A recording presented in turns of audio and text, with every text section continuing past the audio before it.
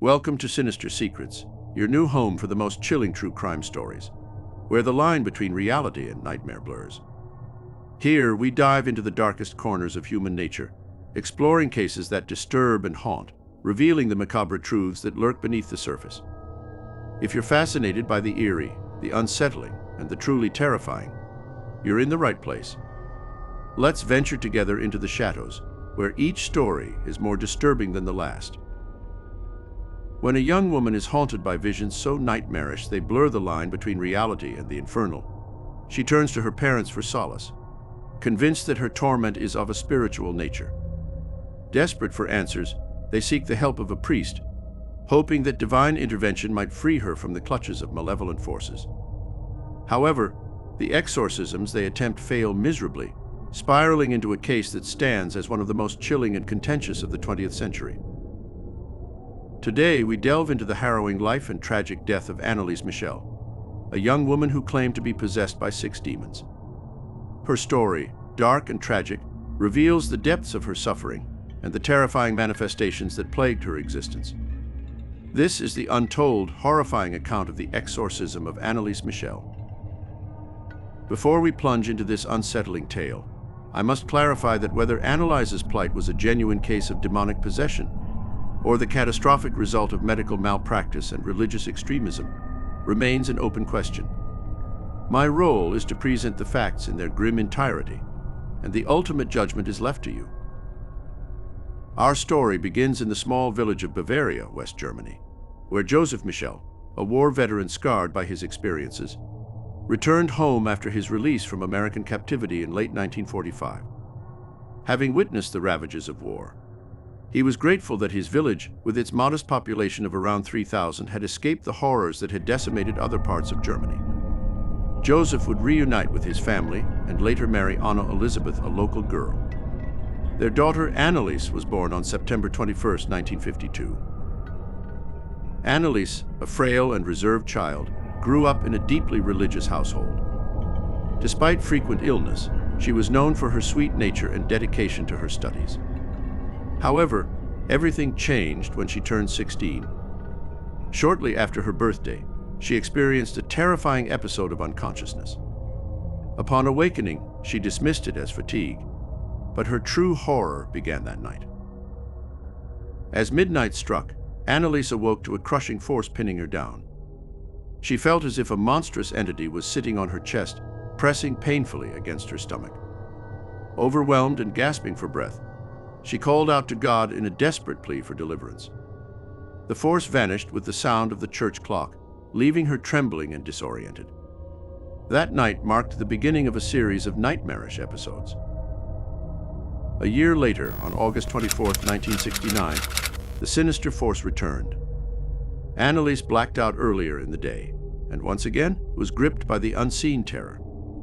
The oppressive force held her captive, rendering her unable to breathe or cry for help until the church clock's chime ended the nightmare.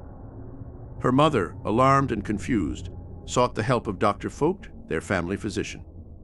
Under his guidance, they traveled to Hamburg to consult with Dr. Siegfried Luthi, a neurologist. Dr. Luthi conducted numerous tests, all yielding no conclusive results.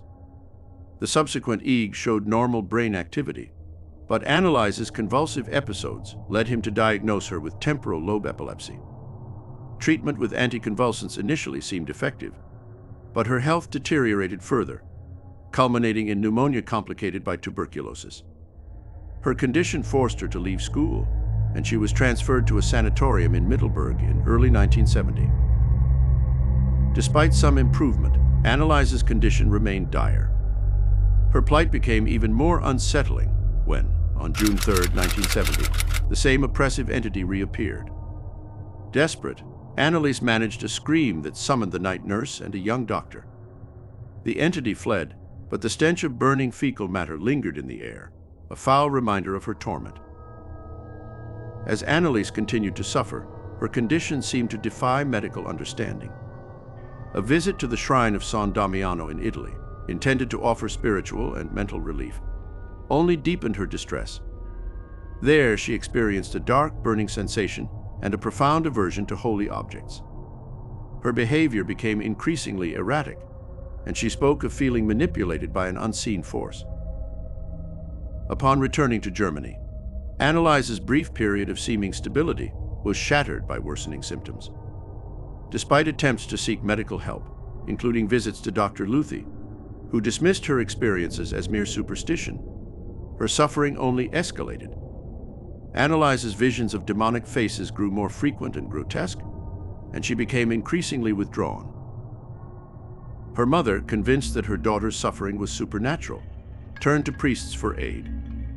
Among them were Father Herman and Father Alt, who became deeply involved in Annalise's case.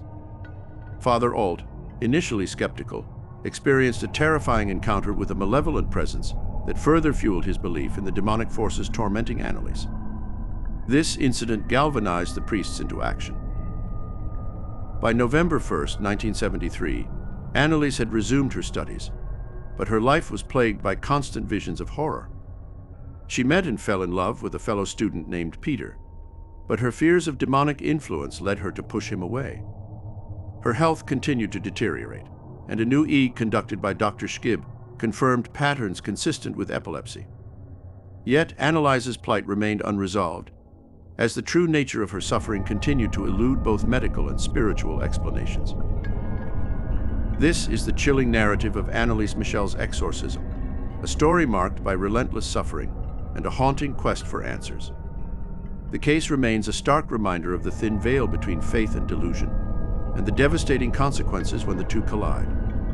The revelation of Annalise's epilepsy pattern was a rare breakthrough, a grim twist in her increasingly macabre saga.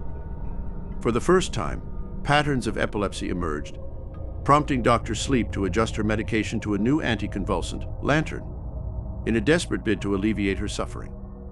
Yet, this new drug offered little solace, as Annalise's horrific visions of demonic figures and grotesque faces persisted, the shadows of which haunted her even more vividly. Despite her deepening trust in Peter, her boyfriend, Annalise remained tormented. She confided in him about the relentless demonic apparitions that plagued her, while Peter observed an overpowering stench that seemed to cling to her during these episodes. The relationship between them grew, but Annalise's reluctance to meet Peter's family revealed her fears. They might not share Peter's understanding or compassion. Although Annalise occasionally experienced moments of clarity, the demons would inevitably reappear, coupled with intense, debilitating headaches. Father Old, alongside the local bishop, conferred about her unrelenting complaints despite her adherence to medication. He arranged a meeting with Annalise in a nearby town for prayer, hoping it might offer her some relief. Peter, initially skeptical, witnessed a brief respite following their prayers, leading him to entertain the possibility of a spiritual affliction. The darkness that consumed Annalise did not relent. Her depressive episodes returned with renewed ferocity, characterized by a disturbing aversion to food and bizarre, violent outbursts. Annalise's deteriorating health and self-destructive behaviors became evident to those around her. A mutual friend, Anna Lippard, would witness a terrifying episode in July 1975, where Annalise's face contorted into a demonic mask, her body rigid and unresponsive. The ghastly transformation left Anna and Peter in shock, prompting them to pray fervently until the episode subsided after an hour and a half. The severity of Annalise's condition necessitated her return to Klingberg. Initially, her physical condition seemed to stabilize. However, her psychological torment only worsened. Father Old's communications with Annalise's mother were frequently interrupted by her horrifying screams and deranged behavior.